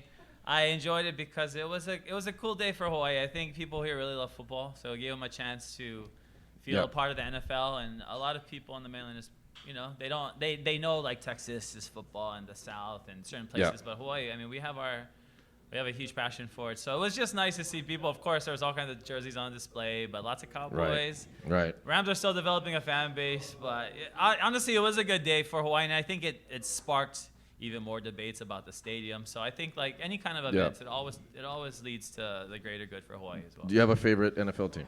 I mean, I'm a Rams. I'm financially vested in the Rams. I grew up. I was a Chiefs fan all my life. I still am a Chiefs fan, but it's hard because I give so much money to the Rams now, so I gotta stick with them. The money just brought you into the. Well, the Rams. I see. Grow up in Hawaii, we never have a team, so I had to financially stake myself in a team when I got in LA. The Rams came to me. I didn't have to do anything. Wow, that's true. Wow, So, I like how you financially go to the teams. I like Oh, I like for that. sure. I've never heard that For before. sure. We're financially going to emotionally, different. I'm invested now as well, for sure. Okay. It's been nice to be part of something from at least 2.0 version of it. You know what I mean? Right. Well, Coming you're back to LA. definitely vested because you're been to 4 Super Bowls. 4 Super Bowls. What are now, the 4 you've been to? 49, 50, 52, Jesus. 53. Or 50, 49, 50, 52, 53. This last one too. Yeah. Wow, you're on a streak with that, and then Yeah, it's cool. That was just unreal. something that it's just a dream of mine. Like things that you want to do as a kid growing up, and something that never left me. I guess as I got older, or was supposed to be getting older and more mature, and not. Who knows what that means? Things, so. Right. It's overrated. Yeah, but totally. you got to 4 Super Bowls, 3 NBA Finals games. 2 NBA Finals. Yeah. 2 NBA And they were Finals both games. Clinching games too. So. Really? And actually, one World Series I went to was a clincher too. Was when the Astros beat the Dodgers. So I went to that game too. That and as well. Last year I went to Cleveland to see LeBron lose to the Warriors, and then this year I was there for Oracle last game. Wow. To see, so it was awesome to be there for sure. Just the traveling. I mean, and we even can shout out. We've never even talked about this ever on the show. Tennis. Yep. You actually went to all 4 majors. The majors of tennis. So I went to let's see if Australian Open, Paris for the French, Wimbledon, U.S. then Open. I went to U.S. Open. Yeah. Ooh, that's a trivia question, right? Unbelievable. But then the kicker here, the streak of them all is you got your UH football streak. Yep. That I was told very prominently by many people. The people of Hawaii, they're saying, make sure Wayne talks about 45 games in a row here. Now, it's kind of just like, it's the streak here. Shout out Goldberg. Wrestling reference. So, okay, 45 straight. What started this? How did this begin? It's funny, you know. Okay, so UH football basically is my life, you know, and I think Right. UH, because it's two things that I love, right? Hawaii and football. So if you combine them together, you get Hawaii football, and I think just a lot of memories. My friend Brad, who's here as well, a lot of our memories of our teenagehood, of our middle school years, of sneaking on the field, going to Aloha Stadium. That all is in my history, and when I became an adult, Right. I kept going, got season tickets, and eventually the worst game in UH history is when the streak began, which is ironic. It was 48-0. We lost to Air Force. It was Halloween 2015, so I haven't missed a game. Wow, was that the Norm Chow era? That was Norm Chow. Wow, So shout out that Norm was his last Chow. game. That was his last game, actually. Oh, got it. Yeah. And shout out to a friend of the family, Sean Iman. Yes, For, definitely Sean. He's a Norm Chow supporter to the day he dies. So he's I don't you know support about a him at least. supporter. He's been to at least 69 Norm Chow games. So, so the streak just kept going because I'm going and because you just kept going. I like traveling. That's really it. You know, it's a place. Traveling.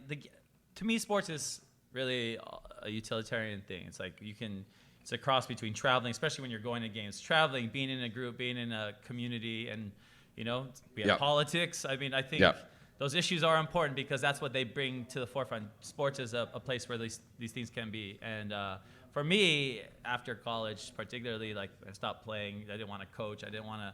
It wasn't football. I played basketball and volleyball, actually. But I just, football is a Hawaii thing. It's in our blood. It's in our grandparents and parents' blood. So I think that was just passed down to me too. But it just happened, and a part of the streak is crazy. Australia was in that streak. Right. Michigan. That's right. Michigan was after Australia, so I had to fly from Australia. That's right. To Michigan. They really screwed over UH that year. Yeah, that was huh? crazy. What the fuck? They're gonna make them go to Australia and then go to Michigan? It was Jesus. awesome though, going to Sydney and we went to New Zealand before that. Right. So it was cool. It was fun. Was there ever a time where the streak was in jeopardy? We're like, I don't know if I'm gonna make this game. Surprisingly, it hasn't been. And you know what? In the same span of time, like I've had Rams season tickets for the last, since they came back to LA, and I've missed tons of games. Like usually going to UH games, or I'll have to work. Like people don't realize this. That's I right. actually worked during the Chiefs Rams game, which is a huge game. He does have a job, ladies and gentlemen. Yeah. So it's funny. Like UH, I think the universe or whoever knows that I got to be at those games. So I've been able to make it, and I've been told that 50 by some of my friends this year, when it gets there, will be in Reno. So what a place to celebrate 50, of course, would be in. Good luck for that Reno, one. Nevada. But Wow. Yes, of course, you need to get to 69. That's just a running. For sure. 69 is when I'll stop. For sure. It's a running. I just do it twice. Maybe. Well. So be it. I would say you just, we have a big party for that or something. Oh, definitely. Come back on after the 69 game, and then we'll go in. Okay, so how could you, you may have heard me earlier, less, intoxicated, saying that I'm not really a fan of Aloha Stadium. And I refuse really to attend the venue. So how would you sell me on getting there? For anything, really. Would there be a way you could sell me? God. Being that you have this streak. Just going to the stadium. To go and partake in an event, what have you. I mean, Janet Jackson was outstanding, but I'm just saying UH football, what have you. Maybe you'll be there for mud the bog great crumble. I don't know. Maybe. Well, good luck that you'll be there when it happens. Coincidental. Hashtag. I can't even imagine how the stadium is still going on. I mean, the thing when people are clapping, people stomping on the ground, things shaking. Yeah. I mean, where are you seated? I sit in the first row. Oh, so lucky I'm you. the safest person. Right. I think you and I are over there like row 1 and 2 or something. I've jumped to the field before several times, but as you first should. I was with that guy when we were 16, actually, in the north end zone. That's when Hawaii beat Fresno, 99, biggest turnaround in history. See, a lot of our memories, that's the thing about this team, too, is a lot of our childhood memories, teenagehood memories are all tied to the team. So, I mean, that's a way to count time, too. Right. Fresno, was that David Carr? That was Volek, actually. That was before David Carr. Okay, got it. Who surprisingly can be on the TV for as many hits as he took to his head. I mean, he seems pretty, He's still alive. Has clarity. You wouldn't think he'd be dead. No, it's shocking. It's shocking. I mean, they didn't have an offensive line, and they drafted him. Negative protection. Crazy. Right. So poor guy, but his brother seems to be doing okay, I guess. No comment, but I just being that I've never been to the stadium in so long. Oh wow. And they have the great men's restroom that's known there. Do they still have that trough? Yes, of course. They still have that from like 1970 or something? Wow. I It's mean, a part of the character of the place. So, okay, I'll put it this way. You want to call it character, really? Quite frankly. Right? Are we going that? Back up. Are we going that back in the day here? I mean, look, some places are frozen in time. Some places have memories in them. Some places may be collapsing soon, but still, that is the fun of and the joy of going there. I mean, I went on a roller coaster in Vietnam, so it's about the same level of intensity of whether putting my like I said, I'm in the front row. I mean, quite frankly, okay, fair enough. Because after this preseason game, like everybody's getting all excited, like trying to get more NFL teams there. They're trying to build this thing up into a thing. You have the rush of trying to get a new stadium going in like 2023. Good luck with that. But they're going to try and do this. I think, right? That's not going to happen. And they're going to make it like 30,000 seats. Yeah. Now, what's your thoughts on this whole situation? Being that you're going to be going to this new stadium, of course. Yeah. I actually will go if they built it, but they're not. And what do you think of this whole culmination of this? I mean, will this help? I think it could help. I think the biggest issue with whatever new stadium is who's in charge of it. I think the stadium authority. I think it was ideal at maybe a time, I guess, but I don't think it's ideal. I think University of Hawaii needs to take over the stadium. I think the PA announcing is really. I mean, outside of and I mean, people work so hard, so I'm not like putting down anybody the stadium, but I go to stadiums. I was this stadiums in Japan, Tokyo, Taiwan. This summer I go all over the world. And we're one of the least entertaining, possibly, and most frustrating to deal with.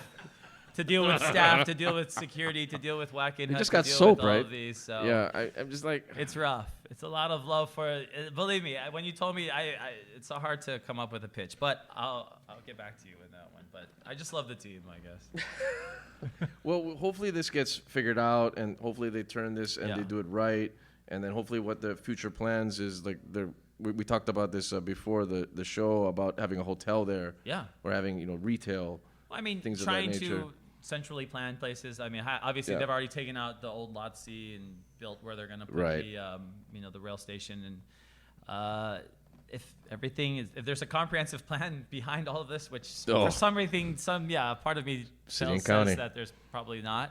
That's what is kind of scary. And what's frustrating is that sports, just like anything, technology, it's moving so fast that we've already. I don't know the guys on the team. I don't know how many stadiums they've been to, and I don't know if they know what the trends are. So that's kind of what's scary too. You think we'll ever get a pro team? No. In Hawaii? No. Yeah. I mean, I think no. Well, I mean, when I'm thinking NFL, probably not. NBA, probably not. What about XFL? You think we get like an XFL team? Possibly, if it lasts more than a season. Really? So if we get an XFL team, okay. So here's the thing I wanted to spring on you. I didn't tell you about this beforehand. I did a makeshift survey. With several sports fans, as they call themselves, of if they were to have a pro team in Hawaii, a pro football team we'll go with, what would the nickname be? All right, so and I got several I want to share with you to see if we were going to go with these or not. Okay. I got some so first off, one I got is the Hawaii Rails. I just like that as the. I don't want to. Right. Sentence. We don't want to go like the Hawaii Railed or anything like that. That's something else. So I got that one. I got the Hawaii Traffic. Because then their Hawaii quote. Choke traffic. Yeah. Right, because the quote, and this was quoted, is we stop you in your tracks. There was no. I was expecting a drum roll. Yeah. You expect some vomit or something, right? Diarrhea or something. So yeah, that's the marketing campaign for that one. Then we also got the Hawaii Horseman, which might be like wrestling / like apocalyptic at the same time. Arn Anderson is right. Wow, Arn Anderson comes out with the flag. There's the flag. And then we got the Hawaii behind him. Right, exactly. Vili and Yokozuna and just bring him back. Coco Beware would just show up. Coco Beware, Jimmy's. Wow. Oh, sorry, just the rest of a lot of dead wrestlers. They're just gonna come out of the grave. And then we got we got a couple more here. We got the shit continues. We got the Hawaii Headhunters, which could work, but would that be PC though? Maybe. The Headhunters, right? Yeah, because that could be PC enough, right? No. Right, you gotta kind of kit kitify it. And then we have the Hawaii Wave. Okay, yeah. Which, come on, really? Which actually was successful at the Rams game on many occasions. So Was got that- people. well, after the up first quarter, on right? It would have been scary for you because they were getting up and down and up and down. Oh, forget it. That's there were 50, literally, nearly sold out. Like I was impressed. I've never seen the stadium that way in 2007, probably. Well, you know, there's a lot of things you're not going to see the stadium in one way, but okay, we got one more. We got one more. The Honolulu Magnums. It's a condom, right? I mean, like the Honolulu Magnums. I get it. Well, Magnum Of course, PI. Magnum PI. Yeah. So yeah, that was a trash list. You have anything that come? This is what was given by the public of Hawaii. Wow. Do you have anything? I feel like, you know what, we get mongoose here, so mongoose, why not? You know, I mean. Wow, that's a sake I grew talking. up in possibly. That's the sake. So Hawaii, I don't know. I don't. Right, I guess. That's fine. I guess. Actually, I tried to bring. This is when we tried to.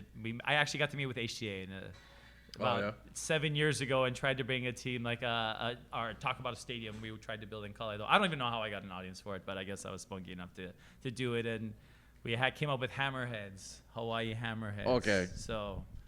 This was for what? This was like a joint venture between other people who are in the sports community. Then somehow the guy was like, "Oh yeah, I know." I guess Mike McIntyre might have been, or whoever was the president of HGA, and we got a meeting, and he was, I don't know, I thought it was kind of insane, but I mean. That was in the winter baseball times, right? No, right? no. That wasn't that, you know, like the no, Kauai. Ichiro. Right. Yeah. Okay. I remember those days, man. Remember those guys? Those were good days. The Cane Sharks. Fires, yeah. Right. The Waipahu. Cane Fires. That's Yeah. right. Wow. Yeah. That's not gonna happen again. No. Hilo Stars. Yeah. I mean, those are good times. And Papelbon played in the league too, so wow. Good guys. That's right. That's right. Let's talk about Hawaii sports fans now. Yeah. What's going on with that for the people that don't know? Yeah. So about 7 years ago, it's like, which existential crises do I want to point to? But I guess probably I'm about to turn 30. What am I going to do kind of a thing. I ended up, my parents were like, I don't know if they were just being nice or funny. They're like, you like sports and traveling, make something up. And I was like, that's a great idea. And they were like, wait a minute.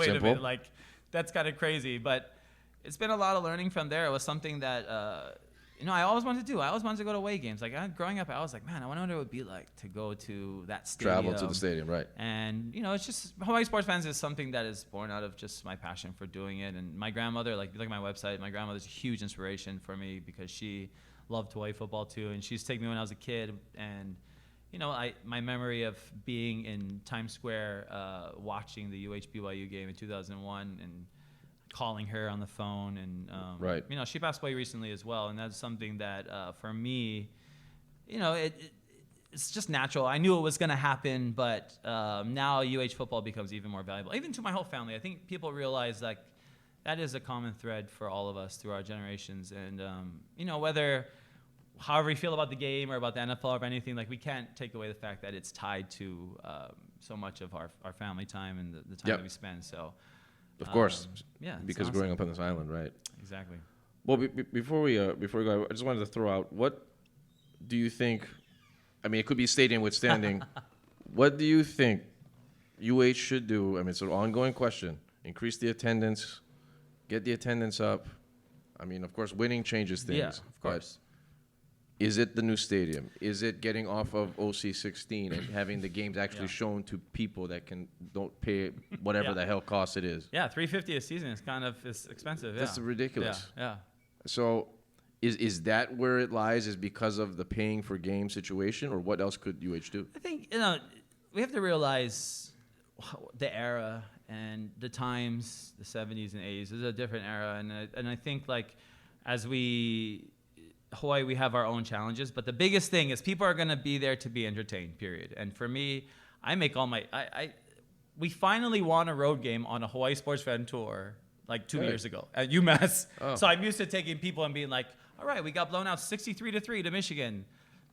Let's have fun the rest of this tour. Yeah. So like I realize that I cannot control what happens on the field. I cannot control a lot of that. But what I can control and what whoever builds a new stadium can control is the experience of being there, the food. Like, I go to Yeah, what kind of food they got at Aloha Stadium? What, if I were to go in there, what they got? You got L&L? They used to have poi mochi, they don't have anymore, but they have all kinds of Terry burgers. Oh yeah, boba. meat spaghetti. What the hell they got in there?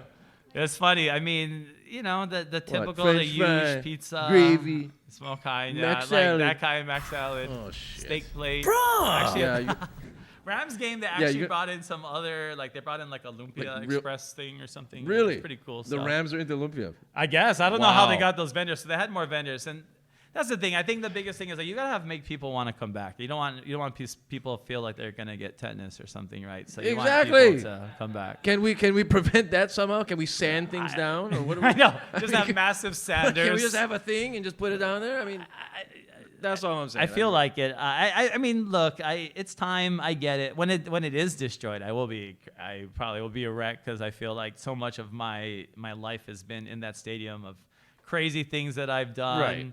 and crazy. But at the same time, it is time to move on, and it also is time to for Hawaii to embrace whatever future. But they really do need a master plan. Yeah, to make this happen. Because I was a major fan as a kid in the 80s, even the 90s, and just ever since the whole pay-per-view thing, and it's just a downward spiral. It is. Kind of like the Sugar Bowl was kind of It like is. the culmination of the downward spiral. For sure. Norm Chow, Yeah. that was the thing that just put the nail in the coffin. So that hopefully. And I think things can hopefully, evolve. you're right, winning is going to help things, but also understanding that it's a different time. Like a lot of people just are just not as interested in going to live sporting events, like just Right. the ease of watching it at home. But really, the experience you can't beat. It's like I don't go to the movies often, even though I'm an actor. But when I go to the movies, I realize how much different the experience of watching Right. a film is at the theater, and how Right. the director really created this masterpiece for big screen, and Right, we don't creating get that that experience. same type of experience. Yeah. Right. So keep in mind, with all this traveling, you do something. Yes. You do the acting. I do. Is what they call the good it. thing about acting is that So- you don't work every day, but I mean Right. you have to book so that you can work when you can work, so you can make money to live. But at the same time, it is one of those occupations or those crafts or whatever that really expands your skill set, because Yeah. you have to be really introspective, delve deep within yourself to figure out Right. what you want to be, who you are, and that opens you up to all kinds of experiences. So, I think acting is just one of those things that is always going to be a part of me, but I don't know what I'm defined by. I'm still a work in progress, Well, I think. great way to segue. What are you defined by current coming up or anything? And what's the latest gigs you got going on? I mean, it's always a commercial. I do mostly commercials. But thank God that I'm a union member and a SAG member for about 6 years now, and it's been great because it's one of the few unions not too many people complain about. I still complain about it. People still complain about it, but I'm thankful that I have people that fight for a working. A lot of people think, oh, you're an actor, so you're not like DiCaprio. Like, no, there are other actors that make you a don't do living. cocaine, or yeah, I know. right? You're I mean, but you're not one of them. No, but it's funny because the people will make jokes on set like, "Who's got this?" And they're like, Right. "That was a joke from the '90s. You can't say that anymore." Like, "Who has cocaine?" Like, basically on Right. set, like that was like, Right, That that's was just all a thing in the '90s. Like, oh, you can't ask that anymore. Like, What's in 2019? What's the drug of choice in 2019? Oh my God, I don't what you know. hearing on I Twitter? mean- What's going on?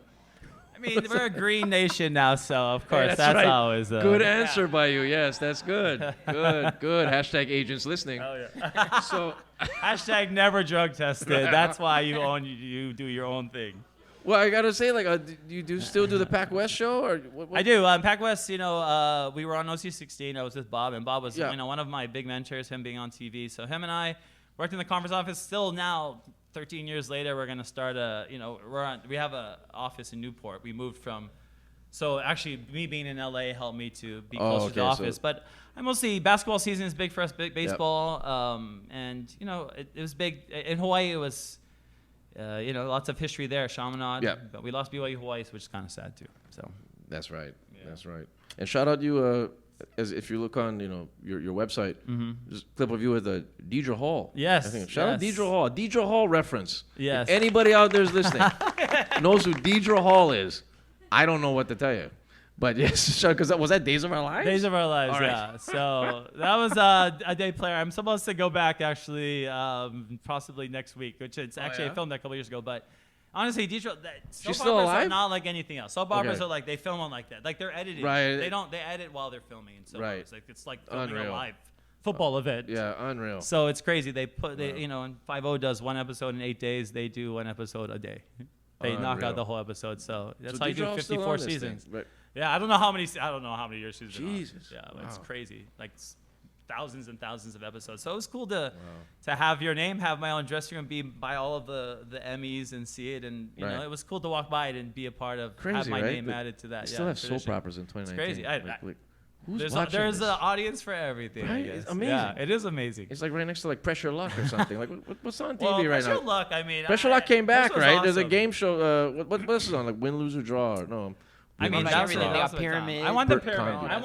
I want the thing about 25. I need the Dick Clark original, like that Right. aesthetic, that 80s. That's the kind of pyramid. Thing spins around. You get the theme song, right? And I want to be the celebrity guest this time. I always wanted to be the Celebrity Week. but next Or you time were the I'm going to celebrity be. guest. Next time I Got get it. to give the clues and stuff. Like, Oh gosh, we're going into game hold shows the, right hold now. the. You see what happens when sake hits? You see, we're going to game shows. Pressure Luck, Deidre Hall. Yep. You know what that means? It's time to go, Wayne. Let's go. Wayne Coito, ladies and gentlemen. Thank you. Great Mahalo, stuff, man. mahalo. Great stuff. Mahalo. We'll take a break. Sleep time's over. Don't you go anywhere. Sleep time's over. We'll be right back. Let's do it. Honolulu City, stand up. Yeah.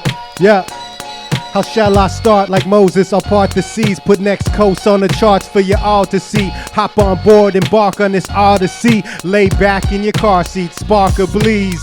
I wake up in my layer, high like the Himalayas, slayer like King Kamehameha. Spend a minute just penning this song, dedicated to my natives who've been with it so long. About to dive in it, no longer dip our feet in it. Drink the Smirnoff beer with the seed in it. My archipelago flow is unforgettable, tropical style. This is Hoomanakas now. Played the bat, they all thought we living in shacks, ripping the track so much Dr. stitching it back. Throw your H's up in the air, keep them sky high, repping the HAWAII.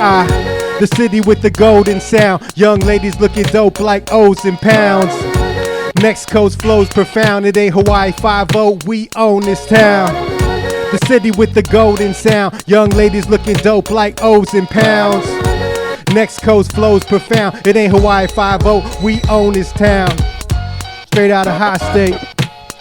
Yeah. This sound. Yeah. Yo. Straight out of high state, crazy young spitter named Immersion, feet first, dive in it, get live with it, jump off waterfalls, grabbing my balls. When night falls, we partying, no stabbing the bras, having the ball, stashed by the last call. Link back with your team like what happened to y'all. Half them left to smoke, the other half step in the hose. Hit the parking lot, connect with your folks. Oh, I'm from the next coast, this is how we roll in the high. My rowdy brothers put the swole in your eye, trying to impress a chick with nice breasts and sis. She be like, buy me that, get me this. Nope, my please don't get me twist. But Honolulu ladies are the sexiest, so put your H's up in the air, keep them sky high, reppin' the HAWAII. The city with the golden sound, young ladies looking dope like O's and pounds.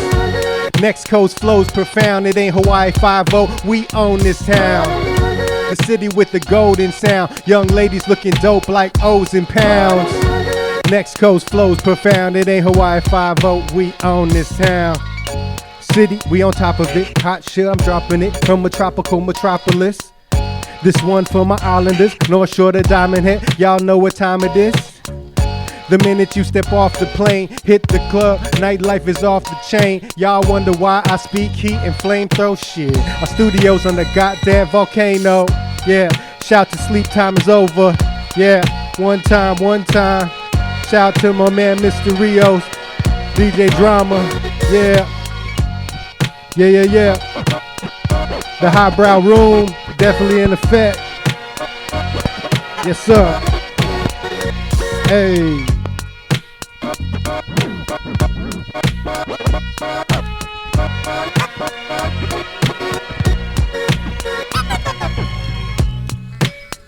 Nice. That was the other instrument. That was the other instrumental. I know. That was the chorus without this. Let's pull this out because this is what this was all about here. The sample. Shout out. Size one came with that. Size one, man. Where are you right now? Where's Size right now? Do we know where Size is at? Well, man, we're about to be cooking up on some serious he's back in the game? series. Yeah, he's back. Okay. He's been sending me some beats. We're gonna reconnect, and my next. I got to put this one out that I got out for the HI story, and then we reconnect him. Well, we're gonna have you Cat's on, out the bag. Wow, part 2, part 3 of gonna Tassho be- Pearce at this point. Wow. Okay. Yes, sir. Size 1, shout out Size 1, the first ever Sleep Times Over stat boy. He was on the show for a while, and then we miss him, so we don't know where he was. He was talking about crazy movies back in the day. So he was the creator of this track. I tell you what. So before we head on out here, shout out Tassho, man. My man. Great stuff. Appreciate it. Tassho Pearce, ladies and gentlemen. Yes. Shout out Wayne Coito. Shout out Sky Cameron. Shout out DJ Freeze is here. KO, The Lord, Sakai and Company. What are the cupcakes this week? Does anybody can shout that out to me? They were bomb. Irish cream. When people all talk at the same time, I'm not going to know what that means. So they're good, all right? They're good shit. This man got a new album coming out. We didn't even get to talk about sake. This man's got sake. He's going to be giving everybody sake, I guess, while off camera. I don't know. Let's go. Let's get out of here. Sleep time's over. Good night.